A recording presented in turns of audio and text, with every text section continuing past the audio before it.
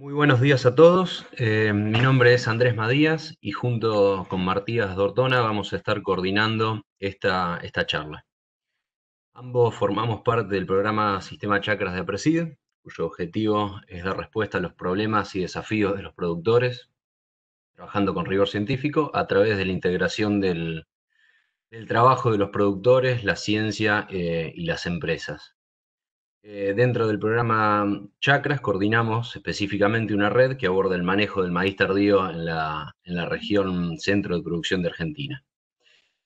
Hoy el programa Chakra está presentando dentro del ciclo Apreside en Casa porque les agradecemos si al finalizar la charla pueden contestar una breve encuesta que nos va a servir para seguir mejorando a futuro estas charlas. Les aclaro que los micrófonos los van a tener cerrados a lo largo de la charla y van a poder hacer las preguntas durante la charla o al finalizar la misma a través de la ventana de chat que está a la derecha de sus pantallas. Cuando finalice la charla, junto con Mati, vamos a seleccionar algunas preguntas que hayan hecho y se las vamos a ir haciendo a Lucas, que es el disertante. Ahora sí, les presento a Lucas Borrás, que es ingeniero agrónomo y doctor egresado de la Universidad Nacional de Buenos Aires, y actualmente se desempeña como investigador de CONICET y docente de la Universidad Nacional de Rosario, además de ser el coordinador técnico de la red de maíz tardío de APRESID. Así que bueno, con esto le damos la bienvenida a Lucas y damos inicio a su presentación. Bueno, gracias Andrés. Eh, bueno, saludos, hola a todos, buen día a todos. Yo lo único, Andrés, es que lo escucho como con un retorno importante. Pero bueno, hay manejo de maíz tardío. Eh, la charla que les tengo preparada, eh, eh, la preparé con Andrés Mayas de Presid y la preparé con Brenda Gambini y con Luca Vitantonio, que trabaja en la facultad. Brenda, investigadora de CONICET y docente de la UNR, y Lucas, becario de CONICET y docente de la UNR. Bueno, hace tiempo venimos trabajando con todo lo que se llama maíz tardío con APRESID, y básicamente estos son los temas que vamos a tratar hoy, o que voy a ir pasando hoy. Primero, un poco vamos a ver algo sobre la red de maíz tardío de APRESID. Después vamos a ver algo que hicimos tanto con APRESID como con otras redes para para determinar qué variables de manejo son las más relevantes al momento de optimizar los rindes de maíz tardío. En función de esto, vamos a ver tres cuestiones particulares: una, manejo de nitrógeno; otra, manejo de fungicida; y otro, manejo y elección de genotipo, ¿sí? Todo sobre ensayo de maíz tardío. Y a lo último voy a mostrar algo de calidad de grano que me parece relevante mostrarlo y que lo entendamos. Así que bueno, esto un poco para arrancar y como para un poco, esto es a la izquierda hay un mapa donde mostramos, lo armamos con Andrés en estos días, que muestra los sitios en los cuales la red de maíz tardío se fue llevando a cabo. En general, la red de maíz tardío arranca en la siembra en diciembre del 2011, y a partir de ese año, todos los años hay entre 10 y 12 sitios por campaña, y dentro de cada sitio hay unos 8 a 16 genotipos que están sembrados en franjas con repeticiones. Y ahí lo que mostramos son todos los puntos que se fueron dando a lo largo de todos los años. Como definición de maíz tardío, vamos a poner un maíz que está sembrado en diciembre.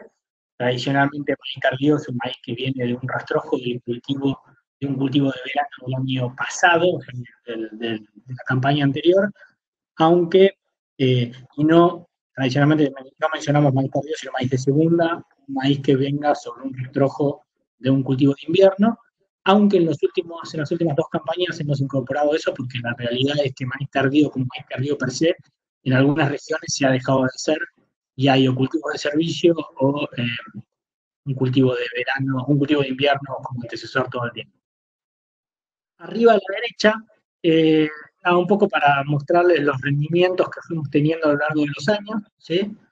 En promedio, estos maíces tardíos que venimos cosechando en la región núcleo, y hablo de esta región núcleo, de la región núcleo expandida, porque esto va del centro de la provincia de Buenos Aires, Ruta 5, Chivilcoy, a la altura de Carlos Casares, para el norte, a mitad de Santa Fe, buena parte de Córdoba y una parte de Entre Ríos.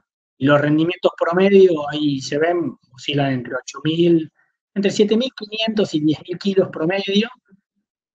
Hay sitios que rinden, o sea, bajos, 2.500, 3.500, 4.000, 5.000 kilos, pero también hay sitios de maíz tardío, y los vamos a ver un poco más adelante, que nos han rendido 14.000, 15.000 kilos en promedio. Bueno. Esta es una foto de uno de los ensayos que venimos llevando a cabo con la red, ¿sí? Simplemente para mostrar que en general la red se hace en campos de productores de Aprecid. Este es un diseño tradicional, es un diseño de franjas, en las cuales los genotipos están replicados 2 o 3 veces, y se siembra con la tecnología del productor en cuanto a sembradora y en cuanto a cosechadora, y la densidad, fertilización, herbicida, está decidido por el productor y el ensayista encargado del sitio, y con lo cual nos ayuda también a englobar las prácticas comunes que se están llevando a cabo en los distintos lugares. Bueno, cuando nos vamos un poco más en detalle, eso era un poco para englobarnos en lo que es la red, cómo está funcionando y qué se ha hecho. Cuando nos vamos un poco más en detalle a variables de manejo para optimizar el rinde de maíz tardío, primero les quiero mostrar un análisis que hicimos inicialmente, ¿sí? Con los primeros años. Esto es cosecha 2013 y cosecha 2014, en la cual analizamos 23 sitios, ¿sí? Esos son los sitios. Los puntitos rojos, bueno, no se ve tanto en el mapa porque por ahí los puntitos quedan más chiquitos, pero distribuidos alrededor de la misma región que les estaba mencionando antes, que es como la región núcleo un poco expandida. Y en estos sitios que llevamos a cabo la red, en esos años tuvimos rendimientos que básicamente van de algo de 5.000 kilos a algo de 12.000 kilos de promedio. En esos años utilizamos estos 11 genotipos, ¿sí? Y en esos 23 sitios están sembrados esos mismos 11 genotipos, por eso están seleccionados. Y de vuelta, para ponerlo un poco en contexto, hay algunos sitios de 5.000, 6.000 kilos y algunos otros sitios que ya hace un par de años nos estaban rindiendo algo de 11.000, 12.000 kilos. Y lo menciono esto como para sacar el preconcepto de que el maíz tardío es un maíz que de rendimiento más estable pero bajo. Hay sitios de maíz tardío que están rindiendo 12.000 kilos para arriba. Cuando miramos un poco las variables de manejo ambientales que se exploraron en esos 23 sitios, y acá voy a dedicarme un poquito de tiempo en esto porque lo que quisimos evaluar en esta primera etapa era qué variables de manejo y ambientales nos explicaban las diferencias de rendimiento entre los distintos sitios. En esos sitios de 12.000 kilos y en esos sitios de 6.000 kilos, qué variables nos explican que un sitio termine rindiendo 12.000 y otro sitio termine rindiendo 6.000. Un poco lo que exploramos, están los 23 sitios. Fecha de siembra son todas fechas de diciembre, alguna fecha de fin de noviembre o de principio de enero, pero todo va desde el 25 de noviembre hasta el 10 de enero máximo. Las densidades exploradas en esos sitios van de 5 y pico a 7, o sea, de 55.000 plantas a 75.000 plantas por hectárea. No hay densidades mucho más altas que esas. Materia orgánica normal de la región. Nitrógeno a la siembra explorado. Bueno, ver que hay algunos sitios que no tuvieron mucho nitrógeno disponible en el suelo y tampoco se fertilizó con mucho. Esto es nitratos a la siembra de 0 a 60, más el nitrógeno aplicado por el productor. Y ahí ven que en algunos casos tiene 65 kilos de N total entre el suelo más el aplicado. y hay otros casos en que tienen más de 400 kilos de del suelo más el aplicado. Eh, es un valor alto, y al otro es un valor bajo para un maíz tardío, y este es un valor alto. Básicamente, esos valores altos creo que corresponden a los primeros sitios en los cuales se hacía maíz tardío, que muchas veces se aplicaba la misma tecnología que se aplicaba para maíz temprano, y se fertilizaba con mismas dosis de maíz temprano para maíz tardío también. Y bueno, fósforo de suelo es básicamente lo que tenemos en la región. El fósforo aplicado, tipo de suelo, hay un rango importante de 1 a 5. Napa dice 0 a 1. 0 quiere decir que no hay una napa en los 2 primeros metros eh, de la superficie para abajo, y 1 quiere decir que sí que hay una napa, que hay agua, la napa está a menos de 2 metros, o está cerca de la superficie. Lluvias son las lluvias que en general se exploran en la región núcleo desde siembra hasta madurez fisiológica. Un poco para mostrar, pero básicamente es lo que exploramos. Cuando miramos de todas estas variables, hubo algunas otras variables como agua a la siembra y demás que exploramos, cuando miramos todas estas variables y nos preguntamos qué variables se asocian con las diferencias en rendimiento entre sitios, hicimos un análisis estadístico que es un poco complejo, no me voy a meter en detalle, pero lo que sí les puedo mostrar es que de esas variables, algunas se asocian con rendimiento, otras no se asocian con rendimiento, y hicimos un ranking de las que sí se asocian con rendimiento en términos de la importancia o de la relevancia o del impacto de esa variable sobre el rendimiento final del cultivo. Y ahí vemos que Napa queda como primera, o sea, de las tres más importantes que detectamos en ese análisis inicial. Napa, nitrógeno disponible y densidad de siembra quedan como los más relevantes, y después fósforo del suelo, precipitaciones, clase de suelo y fecha de siembra como menos relevantes, y cuando nos vamos para abajo cada vez menos relevantes. Cuando vemos el impacto en kilos de grano de esas tres variables más importantes, vemos que el efecto Napa es un efecto netamente negativo, eh, y esto es algo que cuando lo vimos inicialmente es contraintuitivo con lo que uno pensaría viniendo con el chip de maíz temprano. Eh, los sitios que tienen una napa cercana a superficie y van a maíz tardío, en general tienen menos rendimiento que los sitios que no tienen napa.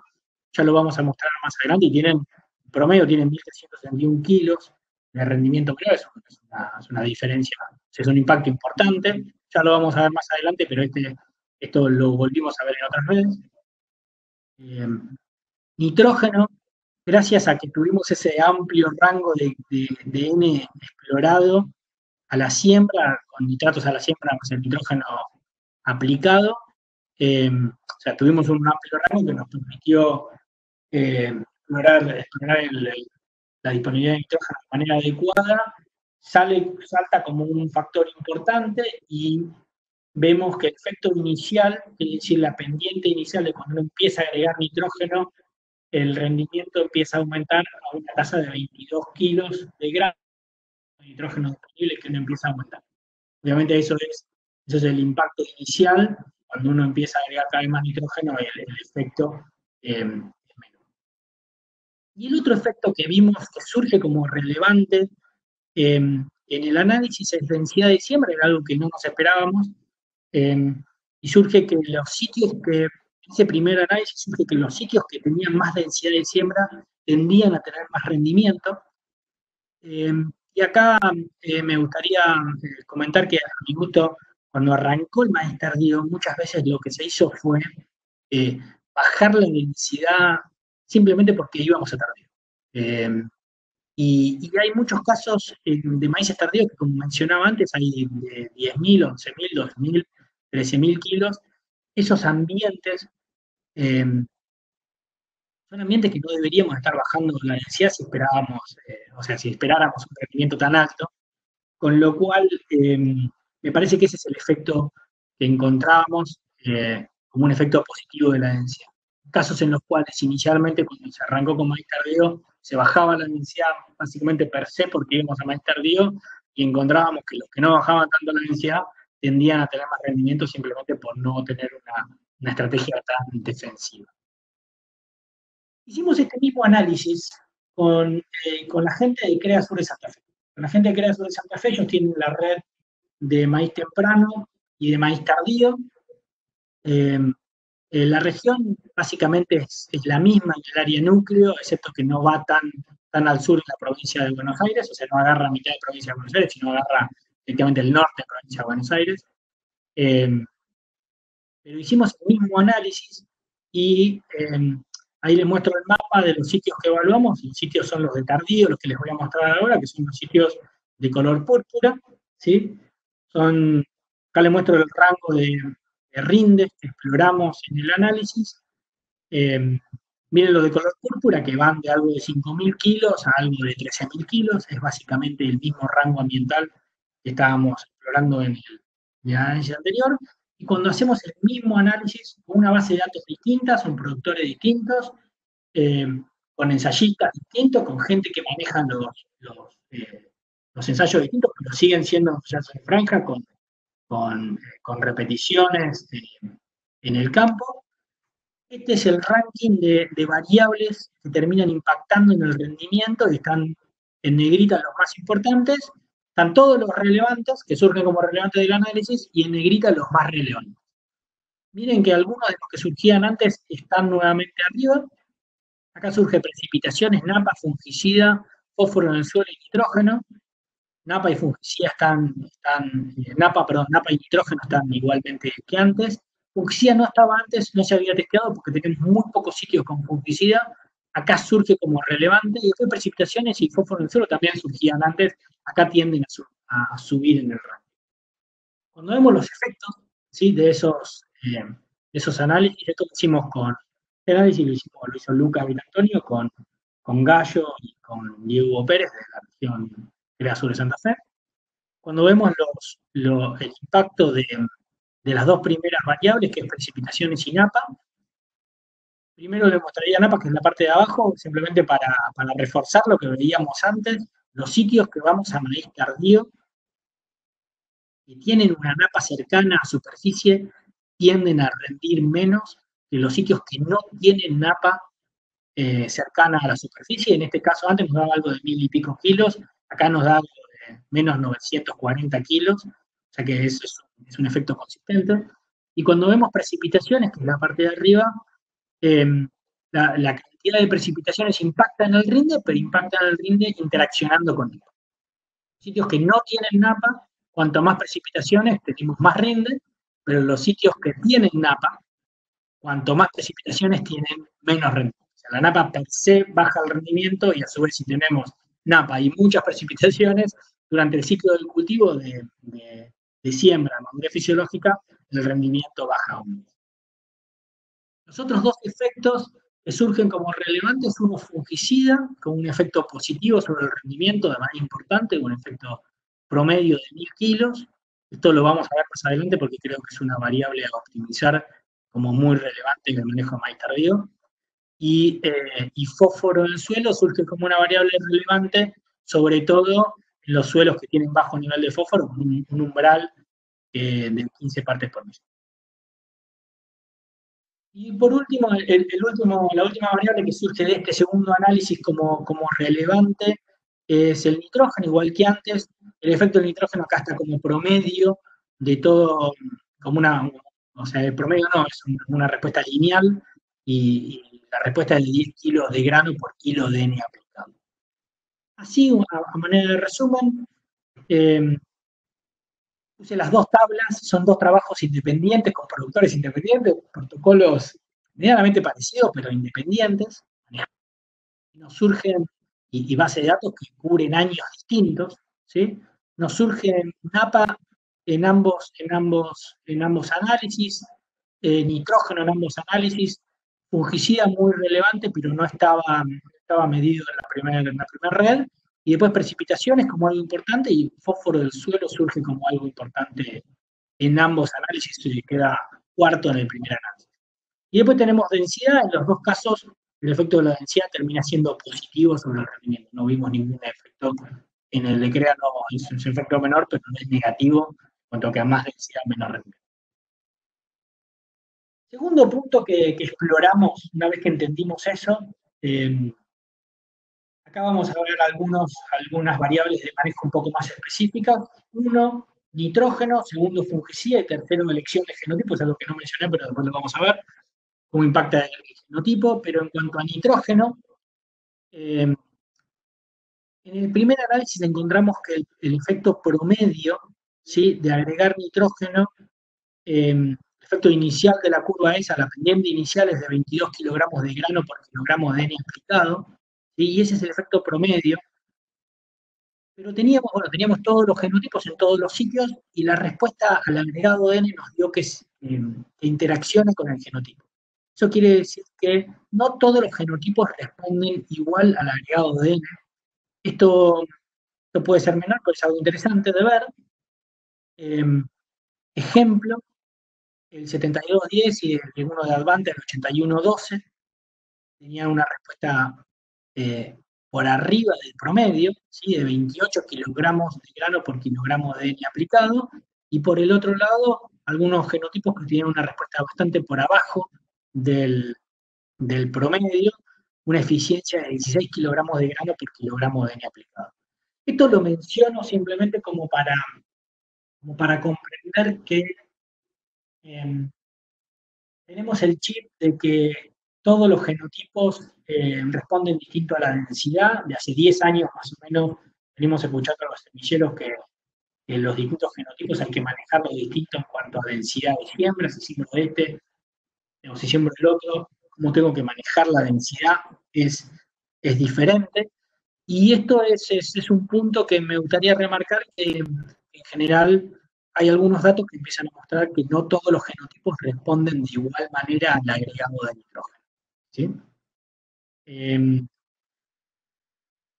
cuanto al agregado de nitrógeno, una vez que nos dimos cuenta que una pata importante del aumento de rendimiento de maíz tardío, hicimos con Tomás Collos, a través de la red de maíz tardío, hicimos ensayos, o sea, hicimos algunos otros ensayos que son ensayos en franjas, en las cuales fuimos agregando nitrógeno, o sea, en distintos sitios hicimos franjas y íbamos agregando franjas de 40 kilogramos de nitrógeno y hacíamos varias franjas. Y simplemente, y lo hicimos porque veíamos que en algunos sitios no había respuesta N y en otros había bastante respuesta N. Como ejemplo, si se van a la izquierda abajo, hay dos sitios. Uno, esto es rendimiento en función del nitrógeno aplicado, ¿no? El de la izquierda abajo, ALB 14, ¿sí?, y al costado COL 14 y COLON 14, miren la respuesta diferencial que tienen esos dos sitios. En un sitio, agregar más nitrógeno no impacta en el rendimiento, y en el otro sitio, agregar más nitrógeno impacta de manera directa y lineal en el rendimiento. Con lo cual, lo que hicimos fue un análisis, de vuelta no me voy a meter en los detalles de cómo se hace estadísticamente, pero sí mostrarles el resultado final. Y el análisis nos pusimos como pregunta qué predictores del ambiente, qué cuestiones del ambiente me permiten diferenciar qué sitio va a tener el rendimiento va a tener una alta respuesta al agregado de N y qué sitios van a tener un bajo o nulo, una baja nula respuesta al rendimiento al agregado de N. ¿Sí? Lo hicimos en varios sitios a lo largo de varios años en la región núcleo. Esto son del 2014-2015, o sea, un par de años después de que arranca la red, empezamos a agregar lo de franjas de nitrógeno, ¿sí? Y nos dimos cuenta que cuando miramos la probabilidad de tener una alta respuesta en kilogramos de grano por kilogramo de N aplicado, nos dimos cuenta que la respuesta depende básicamente de dos cosas. Una primera cosa es cantidad de nitrógeno disponible en el suelo, ¿sí? Y acá les estoy mostrando la respuesta al agregado de N, o sea, es kilogramos en el eje Y, kilogramos de grano por kilogramo de N aplicado, y en el eje X es nitrógeno aplicado, que va de 0 a 140, perdón que se me borraron los numeritos, me doy cuenta ahora, pero esta es respuesta al agregado de N, o sea, kilogramos de grano por kilogramo de N, y nitrógeno aplicado, y ahí, obviamente, cuanto más nitrógeno aplicado, menos respuesta tenemos, ¿sí? Respuesta promedio, y a su vez hay tres curvas. Una primera curva, que es la curva negrita, es una curva en la cual sembramos sobre 50 kilogramos de N como nitratos a la siembra, una de 130 kilogramos de 0 a 60 como nitratos a la siembra y una de 190 kilogramos de N como nitratos de 0 a 60. Y lo que muestra es básicamente que cuanto más nitrógeno aplicado, menos respuesta en kilogramos de N tenemos, y a su vez, cuanto menos nitratos tenemos a la siembra, más respuesta tenemos. Eso es básicamente un poco, la respuesta es media del libro, pero es lo que encontramos y está bien. Y el segundo factor que encontramos como relevante es el tipo de suelo, que lo relacionamos mucho con rinde potencial de ese maíz tardío. Eso quiere decir que tenemos, yo antes le había mostrado la gráfica de arriba del suelo tipo 1, esto es el mismo gráfico que antes, pero para 3 tipos de suelo, de respuesta como kilogramos de grano por kilogramo de N aplicado, cuántos granos saco por kilo de N aplicado, y abajo es nitrógeno aplicado, y tenemos arriba el suelo tipo 1, en el medio el suelo tipo 2, y abajo el suelo tipo 3, y tenemos las 3 curvas como para sembrar. O sea, como si estuviéramos sembrando un suelo que tenga 5 kilogramos de nitratos, en un 130 y en un 190, y básicamente lo que vemos es que en los suelos tipo 1, para misma cantidad de nitratos tenemos más respuesta, suelo tipo 2 tenemos un poquito menos respuesta, y suelo tipo 3 tenemos menos respuesta todavía en gramos, en kilogramos de grano por kilogramo de N aplicado. Yo creo que esto básicamente es del libro, en el sentido de que nos dice que calidad ambiental, cuanto más calidad ambiental, más responde, y a su vez que cuanto más nitrógeno disponible tenemos en el suelo, menos responde. Simplemente lo que hace es reforzar el hecho de que tengamos que conocer qué nitrógeno tenemos disponible en el suelo al momento de la siembra, y reforzar el concepto de análisis del suelo, de nitratos sobre todo, para decir cuánto nitrógeno aplicar al momento de la siembra. Otro tema relevante es el tema fungicida. Como les mostré antes, el efecto sobre la red de creación de Santa Fe nos da un efecto positivo importante. En los últimos años estamos viendo, estuvimos en la red de maíz tardío de Aprecid. Lo que hacemos es hacer en más o menos 4 sitios por año distribuidos en la red, en donde tenemos todos los genotipos con y sin fungicida. Y acá es un fungicida que está aplicado por protocolo entre B10 y B14, se aplica el fungicida foliar, independientemente si haya una severidad o una incidencia determinada, nosotros aplicamos entre B10 y B14 en todos los genotipos. Como respuesta general, y esto lo venimos haciendo hace varios años, en 4 sitios por año. A la izquierda les muestro rendimiento en kilogramos de grano, sin fungicida y con fungicida, y lo que les muestro es que el efecto de con fungicida a través de todos los sitios, y todos los genotipos vemos una respuesta, un efecto promedio de 450 kilogramos de grano por la aplicación de fungicida por protocolo entre B10 y B14. Y en el gráfico de la izquierda, lo que vemos es los distintos años, eso es el efecto promedio de todos los años. Y el otro es el efecto de cada año que lo fuimos testeando, cosecha 2015, cosecha 2017, cosecha 2018 y 2019. Los rojitos con, y todos los años vemos que hay una respuesta que es consistente a través de años en rendimiento al agregado de fungicida en ese momento. Me gustaría mostrar qué pasa cuando miramos un año específico, ¿sí? O sea, a ver, para volver un poco atrás, la respuesta al agregado de un fungicida en maíz tardío es una respuesta sólida, es una respuesta que yo creo que paga la aplicación. Me gustaría mostrarles un poco más qué pasa cuando vemos un año específico. Este es un año específico y agarré uno como ejemplo, en el cual teníamos 3 sitios, ¿sí? Teníamos todos los genotipos que usamos, tenemos rendimiento, y para cada genotipo tenemos no tratado y tratado, ¿sí? Es un año en el cual a través de los 3 sitios promedio, todos los genotipos, nos dio algo de 450 kilos de promedio, que es lo que más o menos veníamos hablando, ¿sí? Pero vemos que, y acá es interesante, la aplicación promedio da eso, pero siempre hay una interacción con el genotipo y con el sitio. Eso quiere decir que no todos los genotipos responden igual al agregado de un fungicida y no todos los sitios responden igual. Si yo lo tuviera que resumir a través de lo que vemos todos, a través de los distintos años, es que cuanto más al norte está el sitio, en general vemos más respuestas en kilos de N por aplicación de fungicida, y cuanto más al sur, en la región núcleo estamos, menos respuesta tenemos en kilogramos de N por la aplicación de fungicida. Eso es punto 1. Y punto 2, hay algunos genotipos que tienden a responder menos y hay algunos genotipos que tienden a responder menos. Esto no es menor. Si yo tuviera que dar una recomendación de manejo,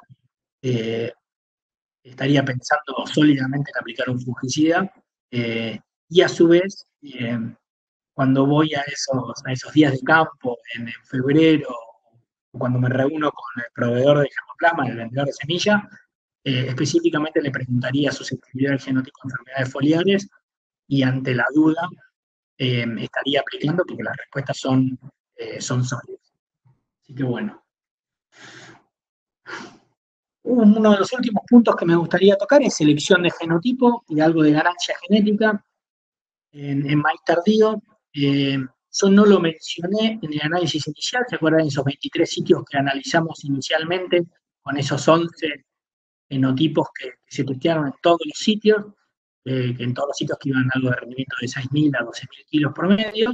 Cuando miramos el efecto genotipo, eso quiere decir cuánto rinde el que más rinde y cuánto rinde el que menos rinde de todos esos. A mí no me interesa cuál queda primero y cuál queda último, sino más bien entender cuál es el efecto genotipo a través de todos esos sitios.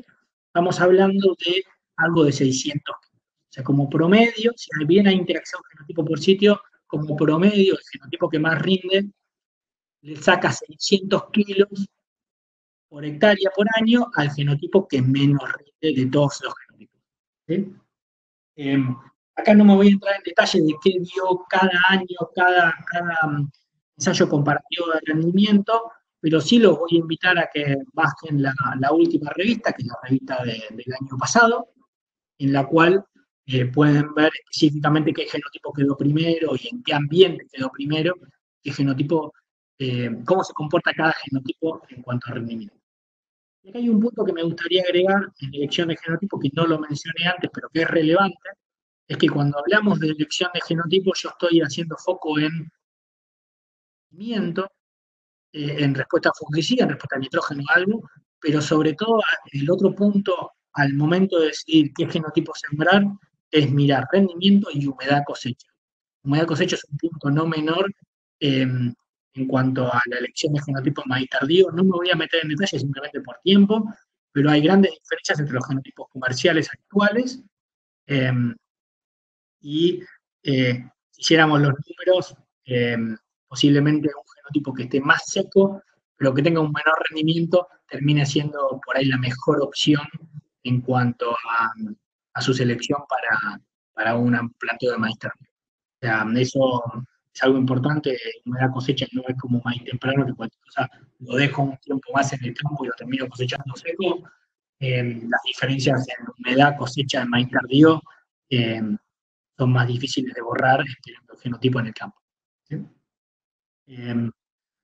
Una cosa que hicimos, simplemente esto, una inquietud que nos surgió hace poco con Lucas Vitantonio en los últimos días, es preguntarnos si las diferencias entre los genotipos comerciales en temprano son más grandes o más chicas que las diferencias entre genotipos comerciales en maíz tardío. Lo que hicimos fue agarrar la red de CREA de Santa Fe, que tenemos maíz temprano y maíz tardío. Son los mismos datos que les mostré antes, pero no había mostrado la parte del genotipo, ¿sí? Acá les muestro, es una tabla un poco compleja, pero voy a ver si los puedo llevar medio rápido. Dice base 1, base 2, base 3, que son básicamente 3 años, en el cual teníamos la red de temprano y la red de tardío, y lo que miramos es, en la red de temprano, en la red de tardío, cuál es la diferencia en rinde entre el genotipo que más rinde y el que menos rinde en temprano, y cuál es la diferencia en rinde entre el que más rinde y el que menos rinde en tardío. ¿Sí? En la base 1 ven que la diferencia en rinde es de algo de 1.500 kilos entre el que más rinde y el que menos rinde, y en tardío era algo de 600 kilos.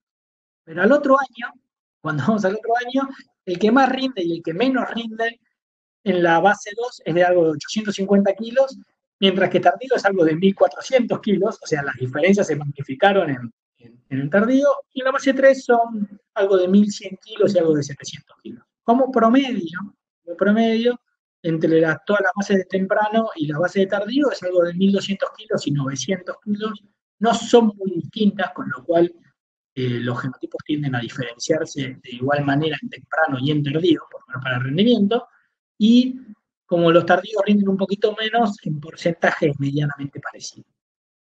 Y en eso, es algo que me pareció relevante para comprender cuando elegimos por rendimiento es más importante, el ranking de genotipos es más amplio o se achica en temprano y en tardío y es básicamente igual. Por lo menos es lo que me trae toda. Una cosa que también hicimos, esto es algo que hicimos en la facultad ya con otro protocolo, con microparcelas y demás, pero miramos, lo hicimos con Monsanto y lo hicimos con Dow o Brevant, miramos si el genotipo nuevo, cuántos kilos le saca el genotipo a un genotipo antiguo en temprano y en tardío. Lo que hicimos fue sembrar, con Monsanto sembramos 32 genotipos, ¿sí?, liberados al mercado en distintos momentos, rehicieron los genotipos del 60, del 80, del 90, del 2000, del 2010, y los sembramos en temprano en 2 ambientes, cerca de Rosario, ¿sí? Temprano estoy hablando de septiembre, y en tardío lo sembramos a mitad de diciembre, y en temprano vemos que los genotipos nuevos le sacan, el genotipo más nuevo, que era el 2016 en ese momento, le saca algo de 5.500 kilos al genotipo más viejo, y hay una tasa de ganancia que se ve bastante lineal. Cuando miramos eso en tardío, vemos que la diferencia que le saca el nuevo al viejo es básicamente la misma, ¿sí? El genotipo más nuevo no era el 7210, es uno un poquito posterior al más nuevo, le saca al F880, que era el más viejo que teníamos, el 60, del 65, el primero del 65, le saca también básicamente 5.000, 5.500 kilos, con lo cual la diferencia en año de liberación linealmente se mantiene, la tasa de ganancia genética es realmente muy parecida, 113 y 114 kilogramos por año, y esto mismo lo hicimos también con la gente de Dow Brevant ahora, en la cual pusimos menos, un span de años menor, pero cuando miramos si el genotipo más nuevo de ellos, con un genotipo de hace 20 años, le sacaba rendimiento y a una tasa de 120 kilos por año, con lo cual era muy parecido a lo que veíamos en tardío. Eso lo de Brevant lo hicimos en tardío. Así que bueno, eso es un poco para charlar algo de genotipo, ganancia genética y la importancia de la correcta elección de genotipo en tardíos. Le quería mostrar algo de calidad de grano en maíces tardíos. Esto lo agrego porque en los últimos años he escuchado varias veces esta frase que la pongo acá, vamos a ver si la testeamos un poco, es que, sobre todo lo he escuchado, ¿no? Debido a que el llenado de los maíces tardíos ocurre en ambientes de menor radiación, la calidad de los granos cae. O sea, los maíces tempranos llenan en enero, algo de diciembre y algo de febrero, los maíces tardíos se llenan en marzo, abril, la radiación es realmente menor, y la hipótesis es si la calidad de los granos cae. Y la testeamos sembrando 2 años seguidos, unos 18 genotipos totales. Esos genotipos los seleccionamos por distinta calidad en cuanto a dureza de grano y a composición de grano. Bueno, vamos a ver la parte de dureza. Y las fechas tempranas, los 2 años, sembramos todos esos genotipos con repeticiones y demás, lo hicimos en microparcelas. Una fecha de septiembre, diciembre y otra fecha de octubre, diciembre, serían fechas medianamente normales, tempranas y tardías. ¿Qué miramos de calidad? Miramos la norma FLIN, básicamente porque la Argentina se especializa en maíces duros, y la norma Flynn nos da un estándar en cuanto a mirar, en cuanto a calidad, es para molienda seca, pero es un estándar de calidad, solamente 3 puntos para cumplirla, que es peso hectolítrico, ahí está la balanza de Shopper, tenemos que el peso hectolítrico superar 76 kilogramos por hectolitro como para entrar en la norma Flynn.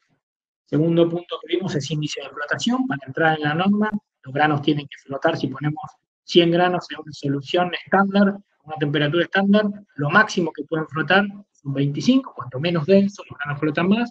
Cuanto más denso, los granos flotan menos. Lo máximo que pueden flotar son 25 de cada 100. Y miramos el tema de vitriosidad. Vitriosidad es cuán vitrio es el grano. Acá muestro a la derecha, ven un grano muy vítreo, y a la izquierda ven un grano más dentado. Para entrar en la norma tenemos que tener más del 92% de los granos con el 50% de su endosperma vítreo. Y a su vez el grano no tiene que dentarse en la parte de arriba. Y una cosa más que vimos de calidad, un poco para compararlo, cambia la fecha, cambia, es retención en zarandas. En general la industria molinera, esto no entra en la norma Flynn, pero la industria molinera de maíz mira retención en zarandas y más de cuántos quedan por arriba de una zaranda redonda de 8 milímetros, en general una buena calidad es más del 50%. Esto acá muestro básicamente una fotito en la cual tenemos 20% de retención en zarandas y 75% de retención en zarandas. Bueno, cuando vemos los datos de esos 18 genotipos, cómo cambiaron entre temprano y tardío, lo tengo a la izquierda, los genotipos que no mostraban diferencias en pasar de temprano y tardío, y a la derecha los genotipos de los 18, cuantos sí muestran diferencias significativas en pasar de temprano y tardío. En general acá vemos que 14, nos quedan 4 genotipos de un lado, 14 del otro en general. Y para nuestros ambientes en general venimos teniendo en promedio de lo que venimos manejando en esta región un rendimiento un poquito superior al temprano que tardío. Cuando vemos peso hectolítrico, esto está interesante, cuando vemos peso hectolítrico vemos que un solo genotipo cae el peso hectolítrico o cambia el peso hectolítrico cuando pasamos de temprano y tardío. Los genotipos que tienen 80, 81 de peso hectolítrico no bajan a 77, a 76. En general se mantienen bastante estables cuando pasamos de esa cifra de septiembre a octubre a esa cifra de diciembre. Cuando miramos índice de flotación, cuántos flotan, si flotan más o menos en temprano y tardío, solamente 3 cambian su flotación, 2 de esos 3 y 2 baja su flotación y uno incluso la sube un poquito, con lo cual genotipo que no flota, o es muy raro que un genotipo que no flote y sea bien denso, que se vaya abajo, cuando sembramos en tardío vaya a flotar mucho. Cuando miramos vitriosidad, que es lo que más mira la cadena de Flynn para la industria molinera, vemos que solamente 3 genotipos bajan su vitriosidad. El efecto genotipo es realmente muy importante. Miren a la izquierda, los genotipos que tienen 100% de vitriosidad, de temprano a tardío no se modifican, que tiene 5% de vitriosidad, que es muy poco, el que es muy dentado, muy poco, que tiene bajo peso hectolítrico, se mantiene ahí abajo, tanto en temprano como en tardío. Solamente hay 3 de esos genotipos que nos bajaron el peso hectolítrico, con lo cual el impacto es menor. Y lo mismo, el impacto es bastante menor en retención en zarandas, solamente 2 genotipos bajan su retención en zarandas, de vuelta, el genotipo que tiene alta retención en zarandas lo mantiene tanto en temprano como en tardío, y el que tiene baja retención en zarandas tiene bajo en temprano y en tardío. Un poco como para resumir esto, les muestro la tabla esta, en la cual tenemos fecha de siembra, temprano, tardío, peso hectolítrico promedio no se modifica, 79,1, 79,1 como promedio de todos los genotipos, índice de flotación es igual, vitriosidad baja mínimo por algunos genotipos puntualmente, y la retención en zarandas baja mínimo también puntualmente por interacción con algunos genotipos puntuales. Así que bueno, si volvemos a esa frase de que producto que los granos de los maíces tardíos se llenan con menor radiación, la calidad de los granos cae fuertemente, estamos en el momento, estamos como para decir que la calidad de los granos casi no se ve afectada mientras no nos vayamos a una fecha tan tardía que es que nos agarren heladas. Si estamos dentro de diciembre, esa calidad no varía, con lo cual se pueden podemos encontrar muy buenas calidades en siembras de diciembre, y esa calidad va a depender más del genotipo que de la fecha de siembra cuando pasamos de septiembre a diciembre. Así que bueno, un poco llegando acá a la última parte de la charla, les dejo, bueno, primero gracias por la atención, gracias por conectarse. Eh, Les dejo mi correo, el Twitter, que de vez en cuando lo uso, no tan seguido, voy a ser sincero, pero lo uso.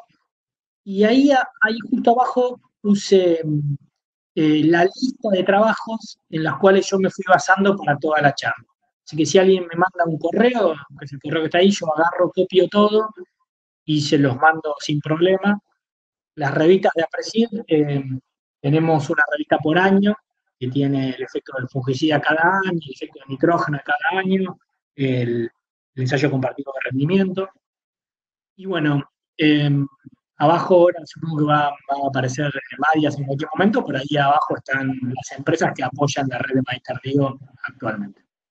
Así que bueno, estoy para las preguntas. Espero no haber ido muy rápido, sé que fue una presentación con mucho dato, y espero no haber perdido a muchos en el medio. Bueno, Lucas, muchísimas gracias por la presentación. Nada, al igual que vos, quería también agradecer a los productores y ensayistas que han participado de la red en todos estos años, que veo que hay unos cuantos conectados, que nos han dado una mano grande y han hecho parte importante del trabajo, y bueno, y a las empresas que apoyan al proyecto todos los años. Bueno, paso a las preguntas, Lucas. Hubo varias relacionadas con el tema de NAPA, que las voy a tratar de sintetizar, pero en general pasan por a qué se puede deber ese efecto negativo de las napas que se vio tanto en el análisis de la red de Presidio como lo mostraste de lo de CREA, y si eso puede tener que ver con la profundidad en la cual estaba esa napa. Sí. De la misma. La última parte de la pregunta no la escuché perfecto, pero a ver, yo considero que el efecto negativo. El tema de salinidad de la napa, preguntaban si había salinidad de la napa. Sí, está bueno. Primera pregunta, o sea, en cuanto a salinidad, no se midió en ninguna de las dos bases, con lo cual no podría responder eso. Y después, como segundo punto, el efecto negativo de la napa en tardío, yo no lo mencioné, pero cuando hicimos ese análisis para maíz temprano, con la red de CREA tenemos maíz temprano y maíz tardío, el efecto es completamente distinto en maíz temprano, con un efecto positivo de 1000 kilos, y en maíz tardío el efecto negativo de algo de 1000 kilos. Yo considero que, a ver, la, la napa tiene una profundidad óptima y, y muy arriba genera anegamiento. Lo que queremos ver ahora, y en mi es si cuando sembramos maíces tardíos, la napa, ese maíz tardío no termina bajando la napa como habitualmente lo vemos en un maíz temprano, sino que esa napa termina quedando arriba y genera un anegamiento, problemas de anoxia, problemas de pérdida de nitrógeno y demás.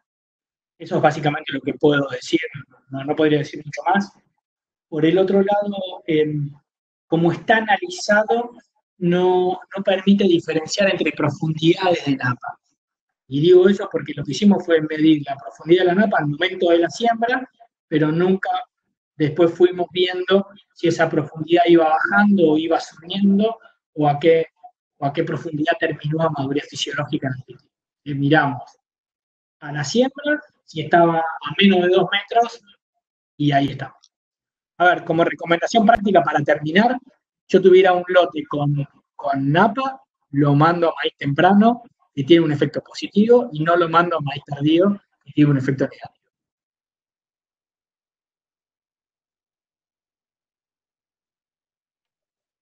Bien, Lucas. Otra pregunta. ¿Tienen analizada la conveniencia del adelanto de cosecha pagando secado respecto a esperar a su secado con posibles pérdidas de rinde por quedar maíz en el lote, calidad, riesgos?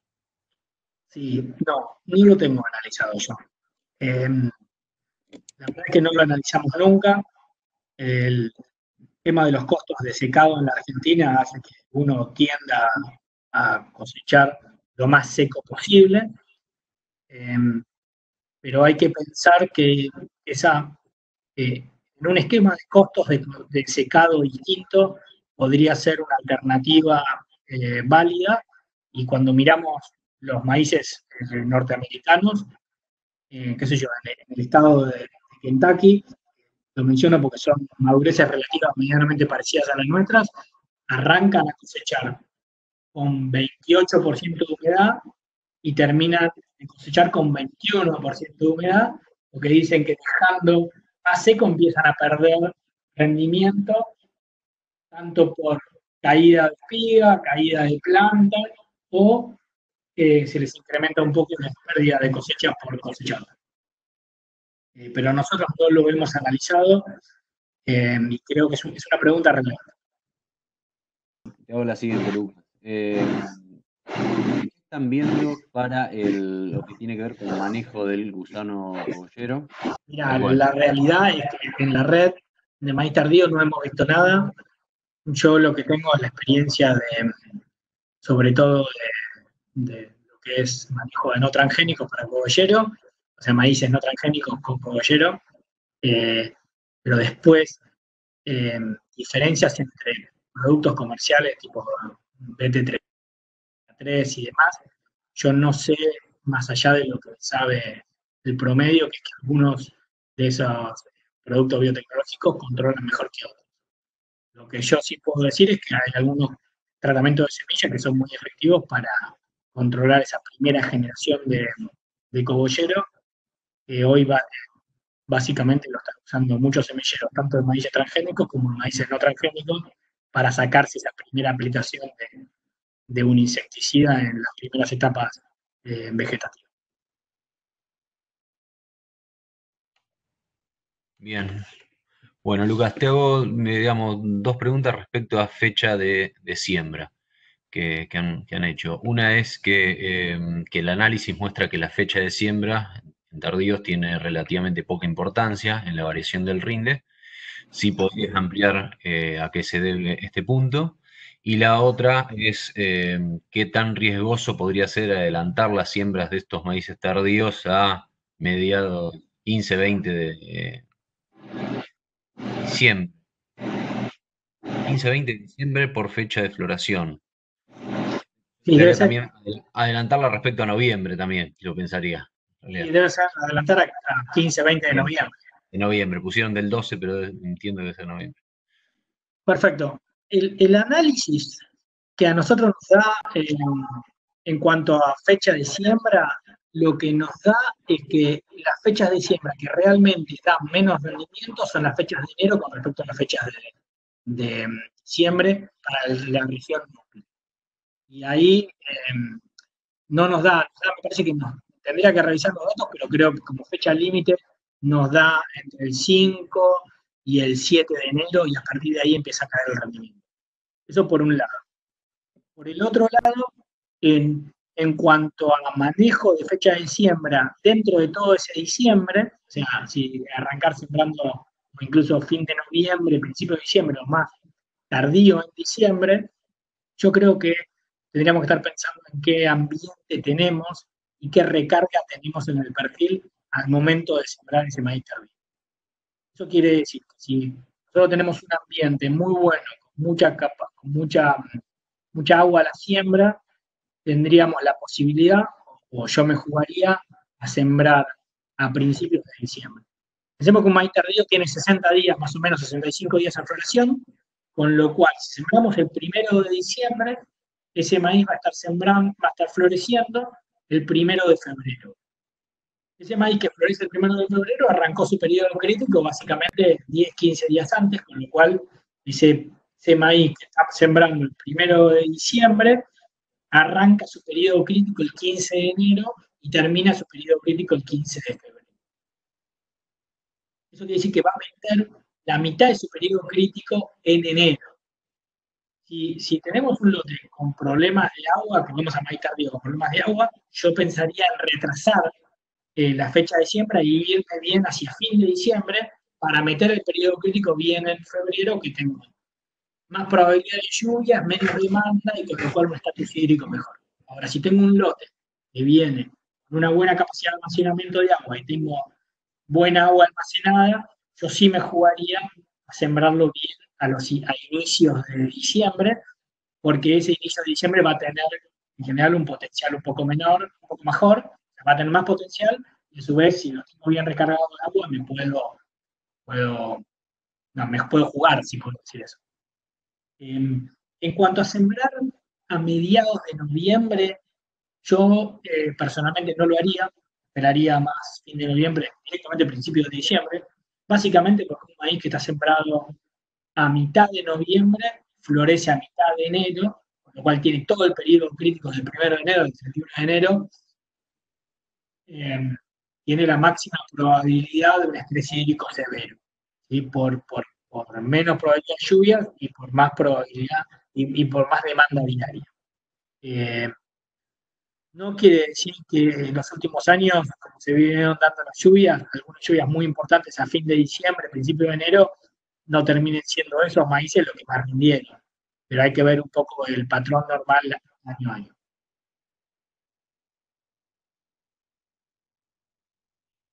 Bien. Lucas, ¿cómo evaluarías la dosis de nitrógeno a aplicar sobre un maíz que viene de un cultivo de cobertura de vicia como antecesor? Preguntan si medirías la materia seca de vicia y estimarías en función de eso un aporte de nitrógeno para el maíz. Y otra pregunta relacionada por eso es si tienen datos del efecto de las coberturas sobre proteína de grano, puntualmente que en el oeste de La Pampa en el oeste de Buenos Aires y este de La Pampa, ven aumento de proteínas en los maíces sobre vicias. Sí, la primera pregunta de cómo manejaría el nitrógeno viniendo de una cobertura de vicia no lo tengo tan claro. Creo que no sería la persona, creo que por ahí Samagiotti sería más la persona a responder esa pregunta puntual. Incluso si me mandan un correo, se lo mandamos a Samagiotti directamente, que va a saber responderlo mucho mejor que yo. Y por el otro lado, esa vicia seguramente se va a terminar descomponiendo y mineralizando más no durante las primeras etapas, sino más adelante en el ciclo de cultivo, con lo cual no me sorprende que esa liberación de nitrógeno más tardía en el ciclo de cultivo me termine impactando en el porcentaje de proteína. Hay que pensar que el maíz, cuando agregamos nitrógeno en el llenado, eh, muchas veces no impacta en rinde porque llega tarde para definir número de granos o peso de grano potencial, pero siempre impacta en el porcentaje de proteína. Agregamos cualquier fuente, manera de aplicar o de tener más nitrógeno durante el llenado, esa planta lo va a captar y esa captación va a terminar impactando en el porcentaje de proteína, más allá del impacto en el rendimiento que puede ser menor. Bien.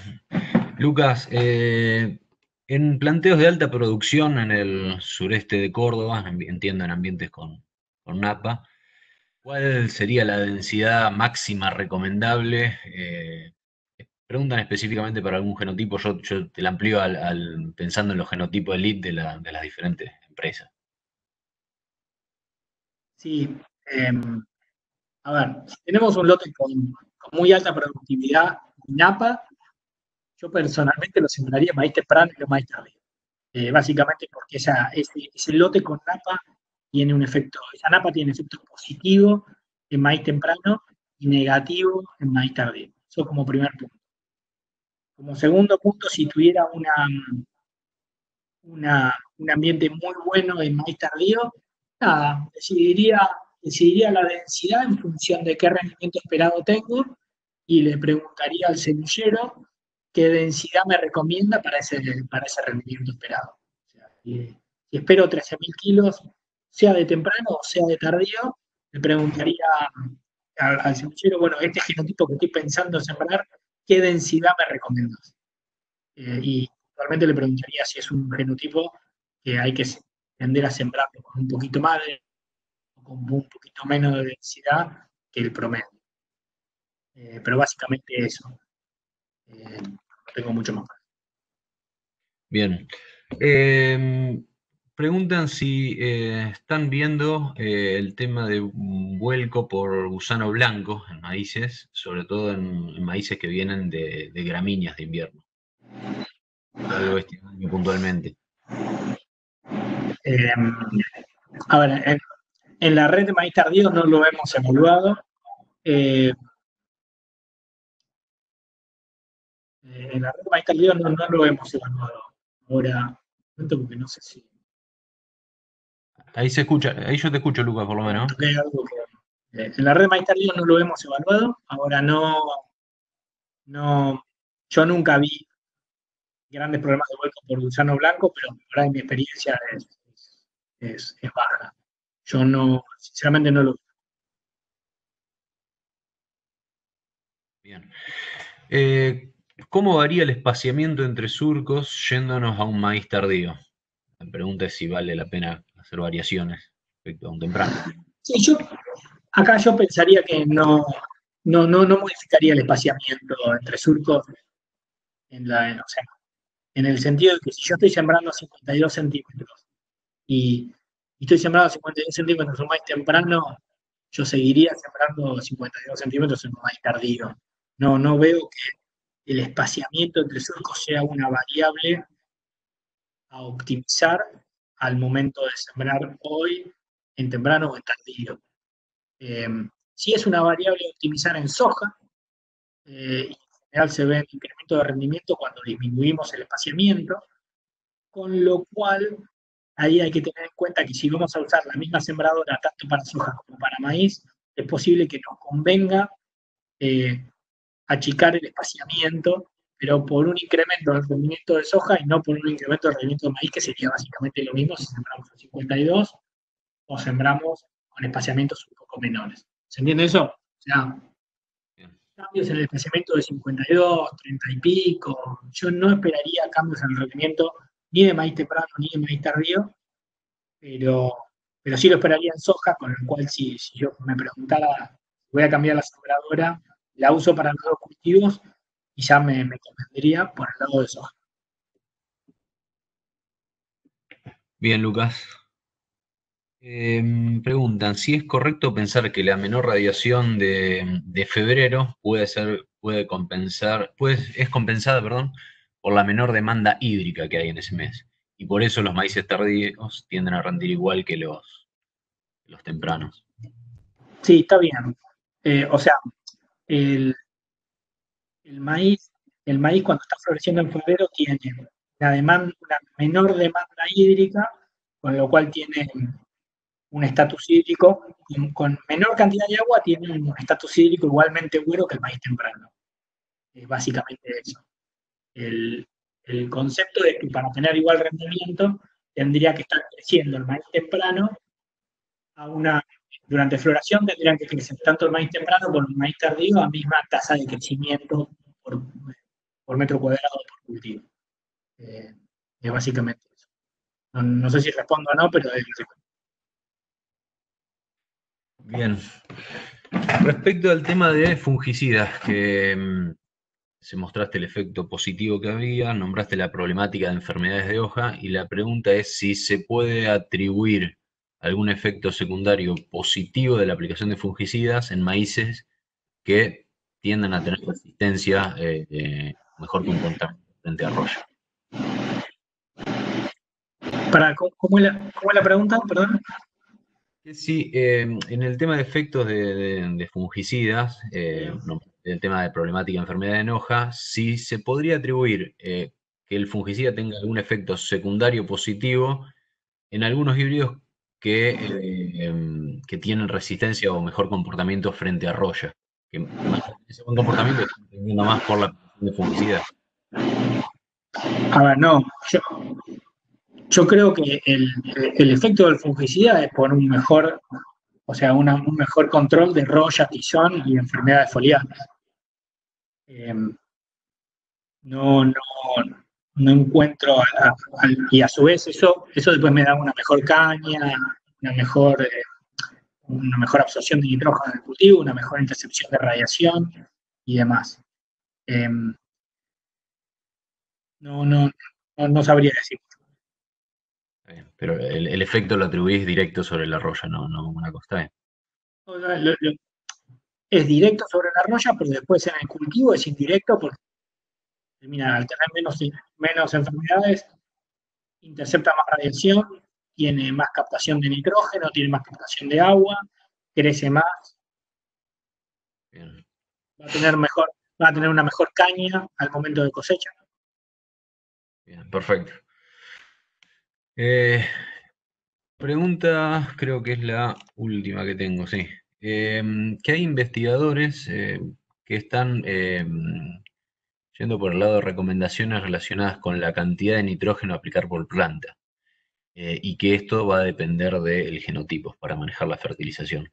Por ejemplo, tantos gramos de nitrógeno por planta y afectar por densidad. ¿Qué opinás sobre este tipo de recomendaciones, Sí, Lucas? yo, opino que el concepto de que cuando aumentamos la densidad de siembra, tenemos que aumentar el nitrógeno disponible, creo que es correcto. Eh, y en ese sentido tomo el concepto de que cuando ponemos más plantas, tenemos que poner más nitrógeno porque tenemos más plantas que van a estar ahí consumiendo recursos y demás. Ahora, eh, de cantidad de nitrógeno por planta en un determinado momento, yo no sé si eso no es muy finito y difícil de llevar a cabo. Pero sí estoy de acuerdo en que cuando aumentamos la densidad, tenemos que aumentar el nitrógeno disponible. Eso por un lado. Y por el otro lado, vimos que algunos genotipos responden distinto al nitrógeno. Eh, es difícil saber qué genotipo va a responder distinto al nitrógeno, básicamente porque es algo que tiene que dar el semillero, pero, pero que hay algunas respuestas diferenciales como las que mostré, las hay. Bien, bien, bien, Lucas. Muchas gracias. Bueno, acá, no hay más preguntas acá en el panel del chat, así que con esto ya vamos a ir cerrando la charla. Te agradezco por tu tiempo, por la presentación. Hay comentarios positivos respecto a la misma y también, bueno, los asistentes de parte de la red. Así que agradezco a todos los que han estado hoy en la charla y a las empresas que están apoyando siempre el proyecto, Lucas. Que, nada, nos despedimos Bueno, con esto. ¿Eh? gracias, gracias por escuchar. Cualquier cosa tienen ahí mi correo si quedó alguna pregunta o lo que sea. Muy bien. Bueno, saludos a todos. Hasta la próxima. Hasta luego, gracias por conectarse.